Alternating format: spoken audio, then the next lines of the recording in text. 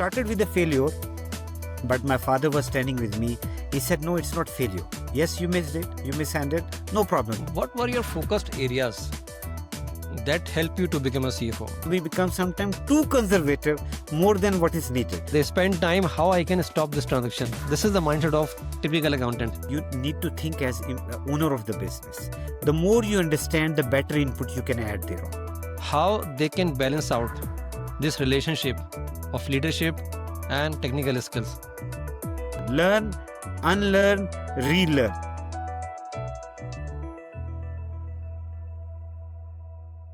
Hello everyone. Today podcast is a new episode of podcast, and today we have a guest from Saudi Arabia, Zia Mustafa.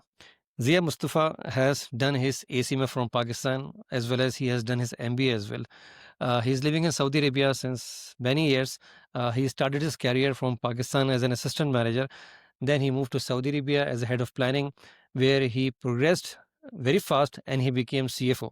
And after that, currently he is working in a Saudi company, which is Arabian Medical Products, as a CFO as well. So we will listen him. We will hear his story, what's going on, what happened now. And let's begin the podcast. Assalamu alaikum, Zia. Walaikum assalam, Sayyid. How is it? Everything is good? Yes, alhamdulillah, everything is good. Thank you so Thank much, you very much first of all, for joining this podcast, Zia. And I was looking your profile and I found very many interesting things in your profile that can be shared with our audience, and your journey, your success, your failure. So just tell us about yourself, how you started your career and how you reached to CFO level. Thank you very much, Sayyid Nadeem. And thank you for the opportunity. And I think we'll touch upon more as we go into more deep dive. But just starting with a brief introduction. Zia Mustafa, I am from Pakistan and did my basic qualification from Faisalabad, a town in Pakistan, in the center of Pakistan. Then I did my ACMA apart from Lahore and Karachi. So started with a career in Pakistan from textile manufacturing, went into sugar manufacturing, like first 10 years more towards the manufacturing businesses. And textile at that moment was at peak in Pakistan.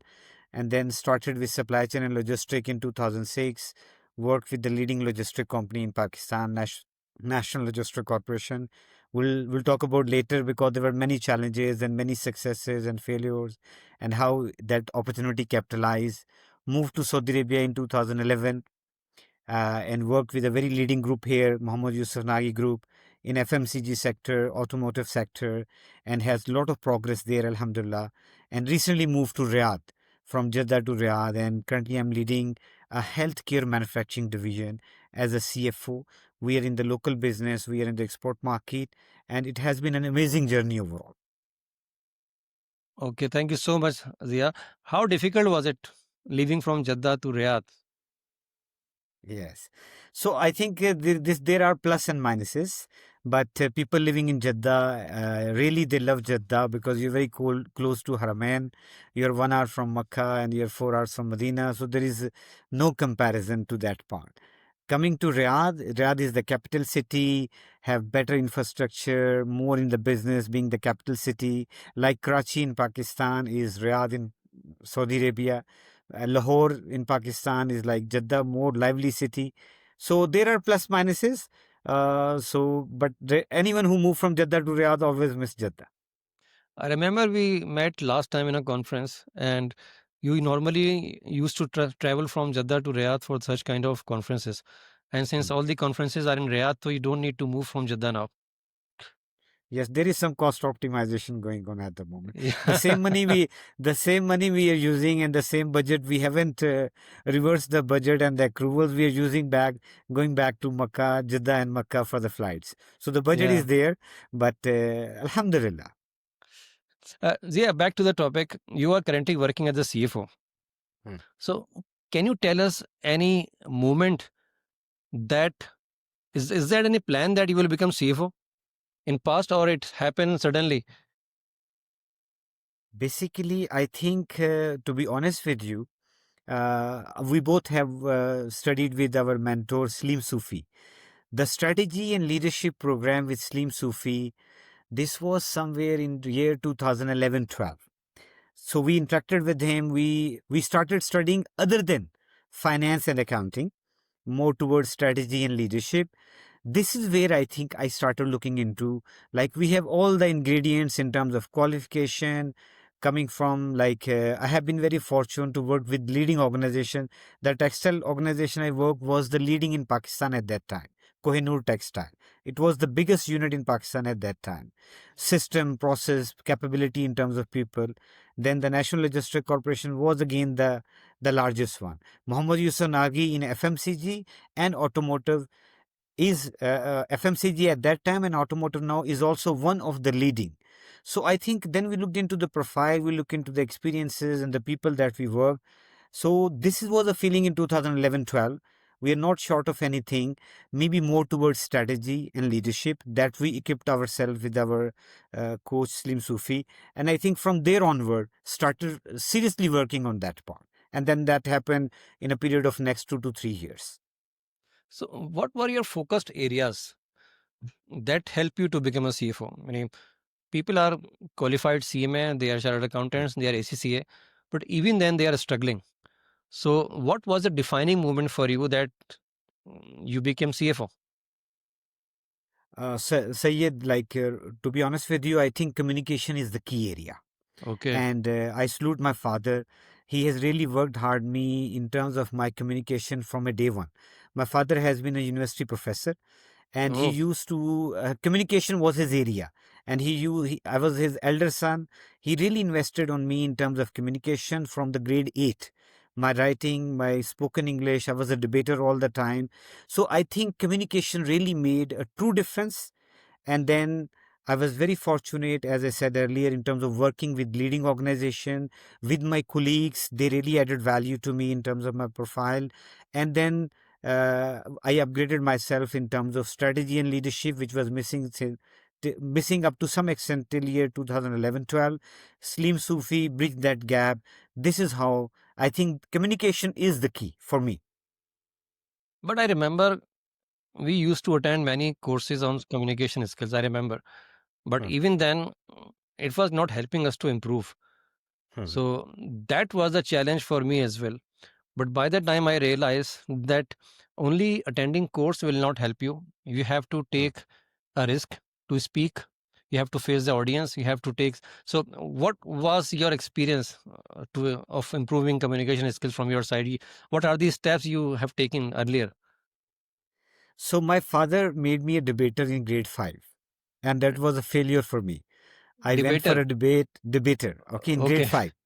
I think it was Pakistan Independence Day. I still remember I was in grade 5. He forced me to be a debater, and I don't like to be. But somehow I heard the whole debate by heart, and I went to a stage and collapsed. It didn't happen, okay? But we came back. I managed after 2 3 minutes. I managed to close that part. When I came back home, he said, "No problem. We were on the stage, so for me, 80% is done. The remaining 20% we work." Next year, grade 6, I went for the debate and I was number one. Grade 7, sometime I was number one, number two, number one, number two. And grade 10, I was the best debater in my town, in my district. Oh, So I think this is where it started with a failure, but my father was standing with me. He said, "No, it's not failure. Yes, you missed it. You mishandled. No problem. This was your first year. But you stayed there for like 5 minutes. And after 1.5 minutes, you managed something. I will give 5 out of 10. But the next year will come more stronger." And I think that confidence from my father was really helpful. Second guy who really helped me in communication is in my previous company, my group CFO. And we know him, Faisal Bukhari. He really oh, invested me in terms of my communication. I did few courses, as you said earlier. This is right. I did a leadership communication course from INSEAD Business School. Okay, and it was a paid course by myself. So because this was an area of interest, sometimes we all have to invest on ourselves before we ask the organization to invest in yourself. So I hmm. did many courses. Maybe 50% I did from my pocket. I did MBA from LSE, and it was my paid course from my pocket. Okay, but it really added value to me where I stand today. So investment, my father, then one of my manager facet, some executive courses with Salim in terms of we did some communication course, some modules with him as well. I think this is where it started. But my father is the main guy. I really salute him for this purpose. Yeah, thanks to your father that he discovered this ability and he invested in you and he give you the lot of encouragement and Mm. so that you can avoid these mistakes and you can move forward. So this is really a good journey, Zia. Uh, what is happening in current generation? Why they are not improving their communication skills? Especially in our community in finance, I have seen many people, they are very good in accounting and finance reporting, they are expert in IFRS, but when we ask them to go and present, they start feeling embarrassed or shy. Why it is happening? I think this is a brutal reality, and I 100% agree with you. Only maybe 2 to 3% out of all the qualified finance professionals, they reach to the C level or the finance director or the executive director, the senior level. I think we all at times, and I was the same till year 2012, 13. We become so technical in our jobs in terms of reporting standards, in terms of compliance. So we are more technical manager rather than the business managers. And this part, we have a board member in Nagi, very senior guy, very professional individual, Faz Mirza. He used to spend time with all of us, myself, Faisal Bukhari, Abdullah Deen, all the finance head in the organization. And he used to tell us, you are my finance manager with good financial skills, but I want you to be business manager. This guy really invested and he mentored us over a period of 4 or 5 years to move from technical managers to business manager.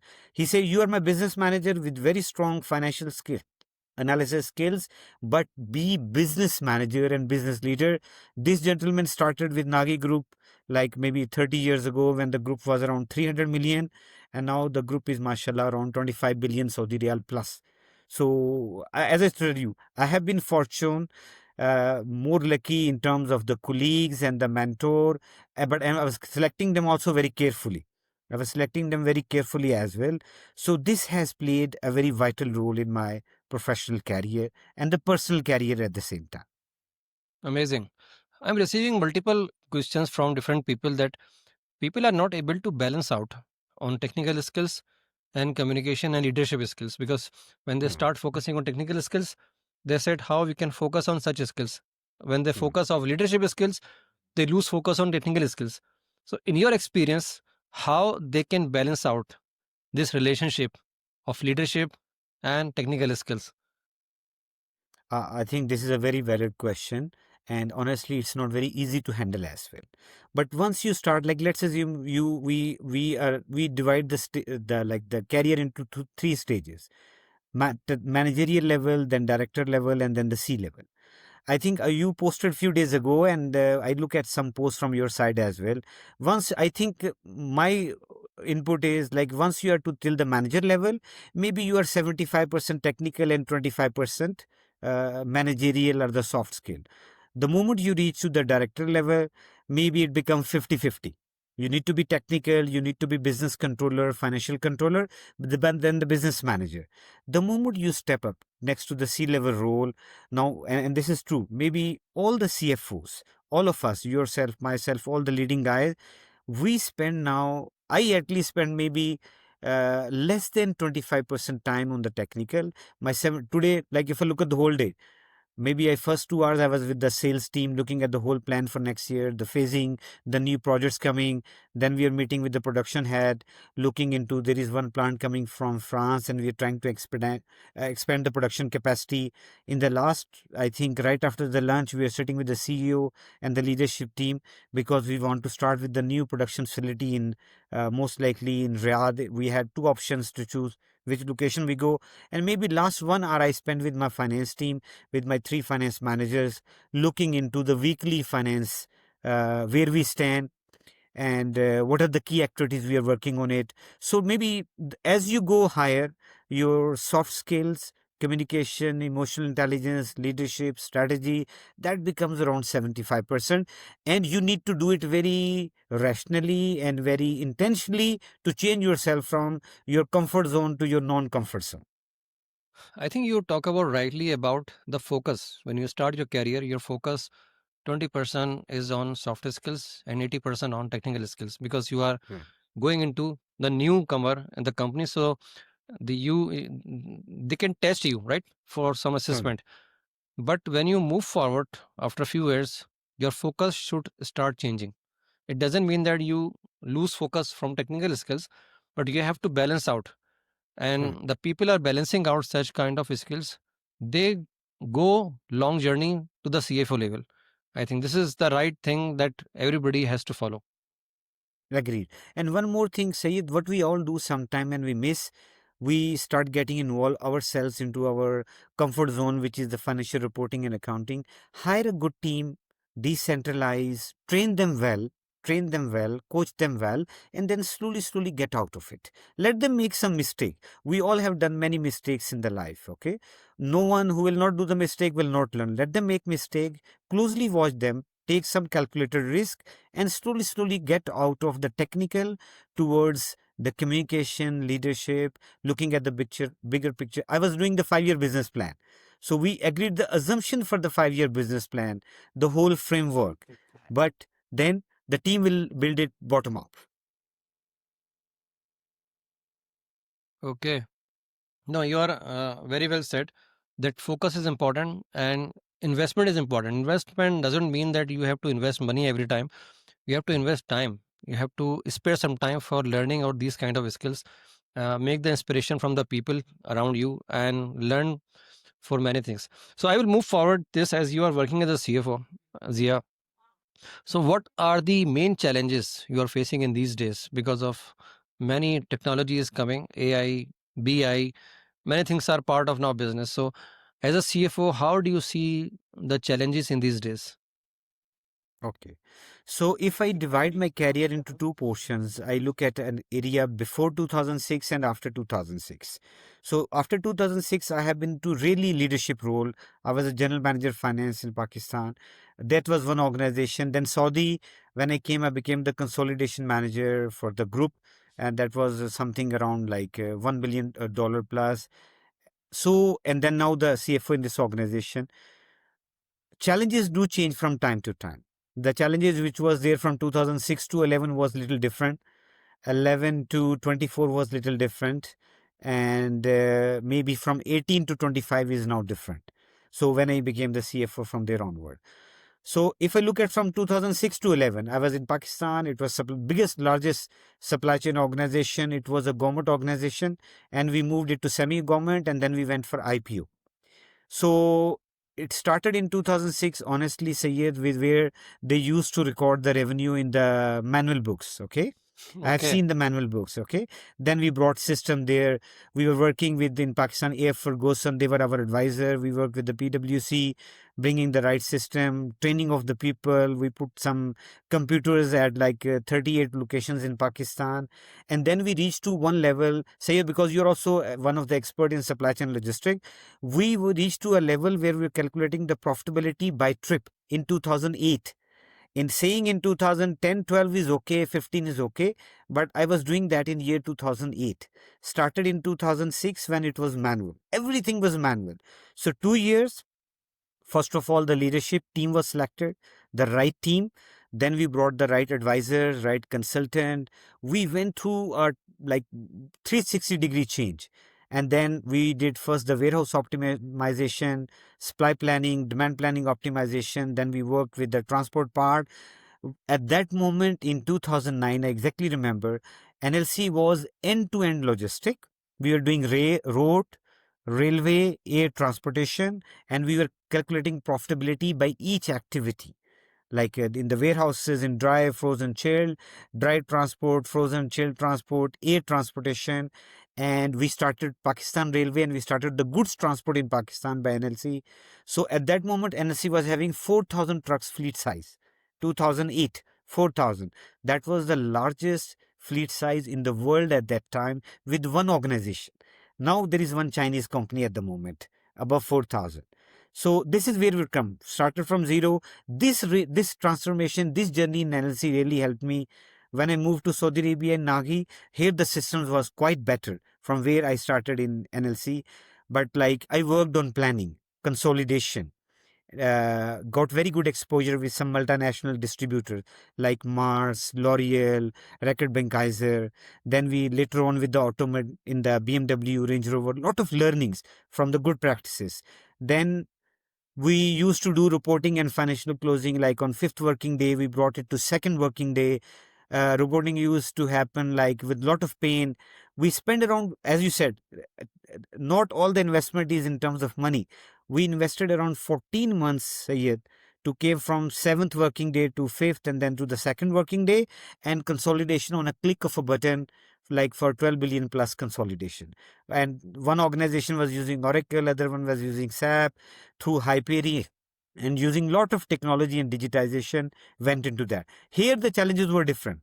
Multilingual people, different personalities, pressure of localization. So the challenges change. Now in the recent organization, now we are in the healthcare sector. The quality compliance is very high. Uh, Retaining the right people is very high. You are based in Riyadh, where the turnover is a bit on the high side in terms of competent people. Technology and digitization. Saudi Arabia is one of the country which is ahead of the curve in the world in terms of the government is ahead of private sector in terms of digitization. So we are also trying to catch up on that. Some of our clients are from the government sector. They are very advanced in terms of technology. Some of the government sectors are very back in terms of technology. So trying to bring bridge together, finding a middle ground. So what I have felt in my life is challenges will change, agility and resilience, learning the environment, adjusting yourself to the situation, that you are into, how quickly you understand and you adjust yourself, the agility that we both have focused a lot in the supply chain and logistics is one of the key in challenging handling the challenges. But as you said, the challenges were different in 2006, 7, 8, and 9 and 11. But we are in sitting in 2025. Today, Hmm, challenge is different. So, how do you see the challenge for CFO as of today? Because I know this manual book, there was no computer, there is no hard disk, there's no storage, everything was manual. But that time was past now. We have everything hmm. automated systems, IT, AI, but still we have a challenges. So, would you like to address these challenges that CFO is facing right now in 2025? See, one of them, yes, for sure. Like the challenges as in 2025 are way different than it used to be earlier, and it will be very different like 5 years down the line at the same time. Current challenges being CFO and the finance leaders at the moment, we need to move our people slowly, the guys from like the juniors to the senior to the mid career in terms of their soft skill. Now, recently we have invested in few people in terms of Power BI technology, like Power BI skills. Some guys we have sent from our team in terms of communication skill. Some guys went for the financial valuation training. So looking at the team profile and look at the people where they stand, how you see their career path in next 3 to 5 years. You need to really invest in terms of your people development. Then understanding the business. I think this challenge, Sayed, was always there and would always be there. Anyone who want to be a successful CFO, and all the successful CFOs that I have seen in my career. Sayyidur Rahman was my group CFO in NLC, very successful guy. He was very much into the business. Fayaz Mirza led the Nagi very much into business. Faisal Bukhari led the business very much into business. Currently, my group CFO is Adham, Olean Group CFO, very much into the business, ex-PNG background. So, knowing the business will stay same. Anyone who is top of your business, not on the numbers only, numbers for sure, analysis for sure, knowing the business and the details of the business, and then the leadership and the communication. I think these days the communication, emotional intelligence, looking at the bigger picture is Hmm. more of a challenge at this point of time. No, exactly. I agree with you that business understanding is should be the number one priority when you join any company. I have seen people they start learning their accounting system, their ERP system, their financial statement, but the first thing that you have to focus to understand the business so that you can integrate yourself with other department. Very right. So everybody has the challenges in the life, right? Hmm. So difficulties and challenges. Not every route is very smooth. You have to take many turns, and sometimes you have difficult turns, sometimes you have good turns. So can you share your experience Is there any difficult situation came in your career, and how did you overcome this? Yes, for sure. See, as we discussed in the beginning, success and failures are part of it. Now, as I said, in my beginning of the career, I will discuss on maybe two major challenges that I faced. I did my first 10 years in manufacturing. Then I was more into supply chain, logistic, demand planning, and more supply planning part. But again, now I come back to manufacturing last year, August 2024. So when I came now, the manufacturing in healthcare is different and the manufacturing in textile and the sugar was different. So the lucky was like my family was in Jeddah, I was in Riyadh. We are changing, kids were studying there, and we don't want to disturb their studies. So when I joined last year this organization in August 2024, I really invested myself. I was doing the main shift 8 to 4, 8 to 5 in the office, but then I was coming back home taking some rest. I was going in the night shift, seeing because the production happened round the clock. So how they are doing the manufacturing, how the whole process takes place, starting from procurement of the raw material, receiving of the raw material, issuing the raw material to the production, different section of the production, and then different product categories. Now we work in different geographies, how it goes to the different geographies, what are the price margin, what are the costing structure, the quality requirements are different. Quality requirement of Dr. Salman Habib is different. Go Ministry of KSA health hospitals are different. When it goes to Kuwait is different. It goes to Belgium is different. It goes to USA market is different. So I really invested, I think, around 3.5, 4 months spending quality time with each shift. A, B, C, round the clock, understanding the whole cycle. On Friday and Saturday, like on alternate Friday and Saturday, I was going to the manufacturing, seeing the shift A and then shift B. 1 week I was traveling back to the home. So I spent a good time in reclaiming my knowledge in terms of manufacturing, going to the detail. And recently, Sayed, we improved the FOH rate. They were using old system, the blanket FOH rate. We did the activity based FOH rate very recently. So this is one of the challenge. Go back and learn the business. Learn, unlearn, relearn. This was one part. The supply chain and logistic really help us. We have done some good transformation in our supply chain and logistic because we have warehouses and we have the supply and demand planning. So we did some good initiative there as well in the last 6 months. So that also benefited. In terms of when I was moving from Pakistan to Saudi Arabia, my Pakistan job was also very good, very well settled, a government job, grade 19, very well settled, like lot of perks and benefit. That challenge was a bit difficult challenge. When I moved to Saudi, I stepped down one level down. I became the consolidation manager. There I was like general manager was the CFO of the business unit. Okay. So I Mm. maybe step one down or two down, but I really invested 14 months understanding the business FMCG. This was not very well known to the level. First, FMCG was my customers. Now I was on the other side of the table, understanding the business, spending some quality time, but a lot of good learning. Then 2017, I got the opportunity to work with the group automotive. Again, new business, different type of logistic, different requirement. So I think learning was a growth enabler for me. I never hesitate in learn from anyone.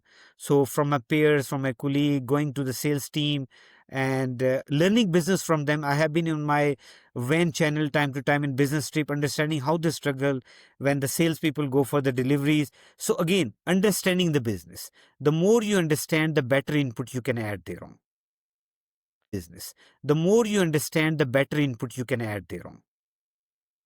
Okay, very good. So now in these days, I am focusing on few things, which is business partnering, and all the finance professionals are focusing on technical skills. So there is a big room for growth in business partnering area. How do you develop your team as business partner? What is the focus you have? What kind of transformation you are doing in your department to to to develop business partners that can integrate with other department collaboration and relationship management? Fine. So, Sayed, I think this is an area which is there is a very thin margin in between a business controller and a business partner.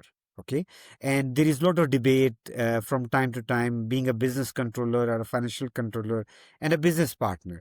I think what I differentiate and I advise my team, and they have really get first. We moved on that journey a few years ago, maybe 10 years ago, and now we're advising the team as well. A business partner goes have a solid in-depth knowledge of the business, and then he comes up with kind of solutions like I remember 2012, 13, there was a scenario. We want to do some investment, and that investment was unbudgeted, and the sales was asking for that investment. And I was more of a financial controller mindset. I went and I refused. No, this is not planned, this is not unbudgeted, this cannot happen. They were arguing me, sharing information. This can increase top line by this much, gross margin, fixed cost will remain the same, you will have this much increase in the bottom line, a higher incremental growth in the bottom line. But I was more finance guy, just pure in number. This was not budgeted, this was not planned, this opex capex is not, so it cannot happen. But then I came back. One of my senior, he mentored me. He said, "What you have done is right, no problem. But this is financial controller. What you could have done is, why don't you tell them, okay, show your plan, what you want to do. You want to add, for example, 30 vans. Those 30 vans will bring how much top line? How will be the OPEX and the CAPEX? How look like the first year when you reach to the break even? How you see next 3, 5 years? Why don't you go and ask this question? Maybe at the end, even at the end, after the discussion, you may reject this, but go through this cycle. So after I took 1 or 2 day understanding and grasping the concept, I went back to my sales general manager. I said, why don't we sit again? Why don't we review this again? I think your proposal has something maybe I did not fully understand. Why don't we sit again? It was a bit surprise to him, but he said, okay, so let's sit tomorrow again. We agreed for a session. We went into detailed discussion. Although at the end, again, it was not like the first proposal came as negative. I told them, Habibi, look at the numbers. No, you see the numbers. This is not viable. If you want to make it viable, then each van should not make like 100,000 sales per month, but maybe they have to make 250,000. Rest of the things may not change, but one factor will change the GP by this much, will cover the fixed cost this much, and this is viable. If this is doable, let's discuss. I think we spent 2 weeks and we came up with a proposal. We signed off, we initiated, we closely monitored that project, and it became successful. I think one of the important thing to become a business partner is to see the things from the employer mindset. Hmm. If you are owner of that company, if you are the founder of that company, how will you start seeing things? It's not about numbers, it's about how you are engaging yourself with the business so that they can start trusting you. Because this is one of the factor of finance profession that people do not trust on them, because they are, Hmm. the mindset is different. They are going with different kind of approvals. I'm not saying this is wrong, but they are not giving them solutions. So how Hmm. do you think that these accountants can move forward with these kind of mindset? How they can change the mindset? Uh, I think, Sayed, this is very relevant. Uh, you said it rightly. You need to think as owner of the business. Normally, the GM, the people who become CEO, they have more of this mindset. I'm the owner of the business. Should I invest in this project? Should I not invest? We finance people till the financial controller, more of a budget holder. That's it. So is it budget? Fine, it should happen. Otherwise. So the first session was just the budget holder. Second session we went into, we showed them what you're telling is not adding value to your business. Okay, if you want to do this activity and you think really it will increase your market share, it will increase the profitability, it will have you will have a higher share in the that segment of the market. You need to do 1, 2, 3, 4. Maybe you suggest 5 things. They may agree to 3. Then you see how it deliver those KPIs.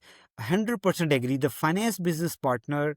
That is why those CFOs who are becoming CEO later, we have this discussion time to time. These are those people, again, the owner's mindset.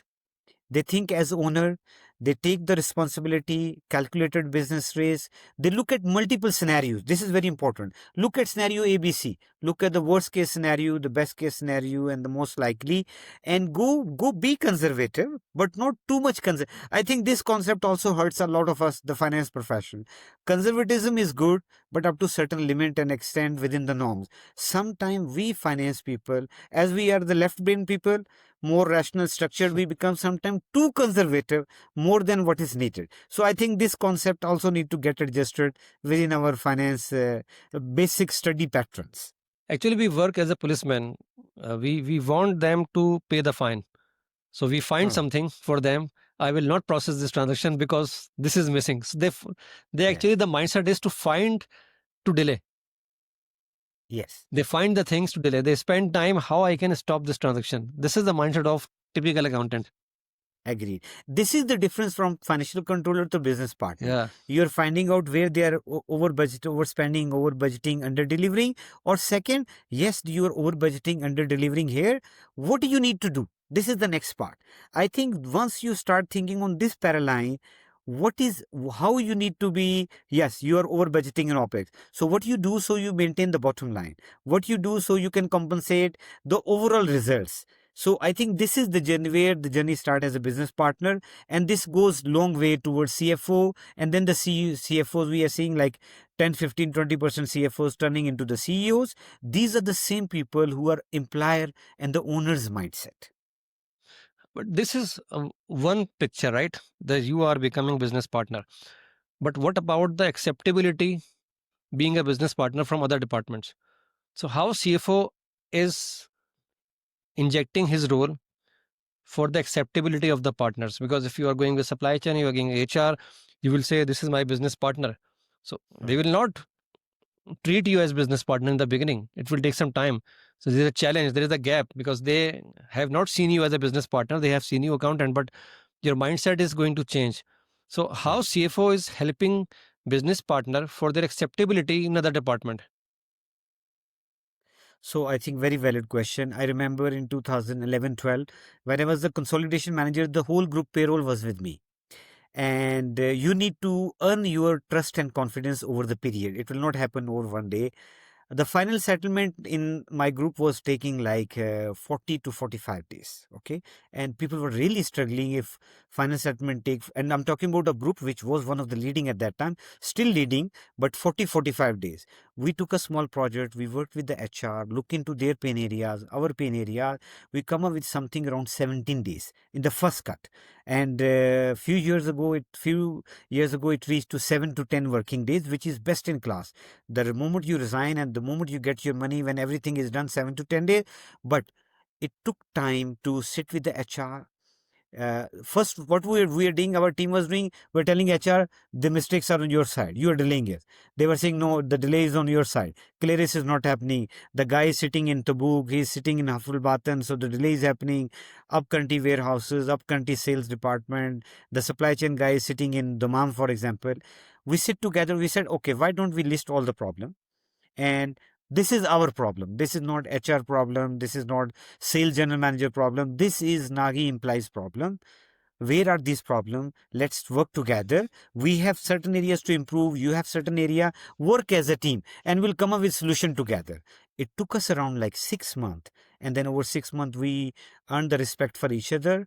And when it happened, it was like recognition and lot of respect for everyone across the organization, across department. But trust and the confidence you build over time. You need to go slow. You need to tell them what is your mindset. I think 2, 3 meetings we did only to tell them, Habibi, this is not your problem. This is our problem. Let's sit together. And this is how we started. And I have seen few general managers as well. Very tough. They will not listen to it. Different nationality, different general manager. Some of them may not change, even 10, 15, 20%. But what I have seen, we have seen in our career, 80% people will change when you go to them with the right communication, with the right mindset. You tell them what you want. You tell them this is journey. We are in this journey together. This is not one day, and we want to go together, and we want to make this journey as a pleasant journey. All of us like spend major part of our life in our offices, and the best part of our life in the offices. The more fresh we are from 8 to 5, 9 to 5, 9 to 6, and this is in offices, 5 days a week. Okay, the best time of our life we spend. So we need to develop some good friends with all the due care, but good friends, good colleague, good working environment, good working relation, and I think it goes long way. I think one of the important thing that we ignore, that what you are offering to the departments. It's not always that you can ask your help, but you have to offer something. How you are going to help them? How you are going to help them to foresee the results?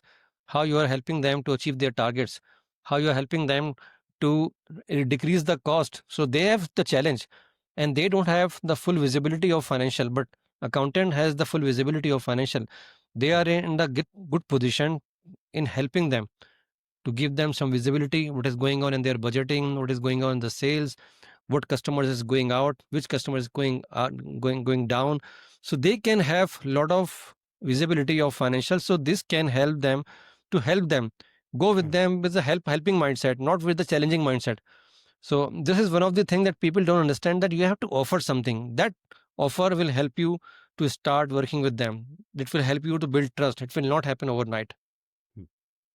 Agreed. As you said, sometime in the early part of our career, and even people at very late stage, some people, they still remain the policeman. If Yeah, you still remain the policeman, you will never earn the respect. Okay, they will pay exactly. fine. Like no one respect policeman. Honestly, yes, you pay the fine, you follow the law. Okay, but you don't respect. You don't earn. Okay, so discipline you may earn, but respect no. For respect, you have to go back to them, show them different scenarios, show them how you can add value. I think one more factor we need to understand: we are always a finance business partner and co-pilot, but your general manager, your MD, your CEO is the main pilot.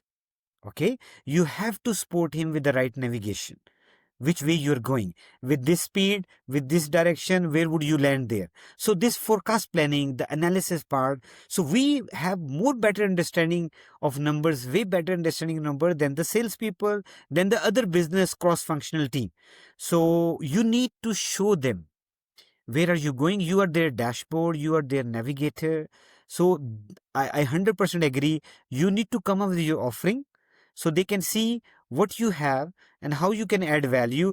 The moment they realize this gentleman Sayyid Nadeem can add value to my business, this is the way things will change. And we all have seen changing the things the moment they realize this guy knows. The first thing they want to see, you know, the business.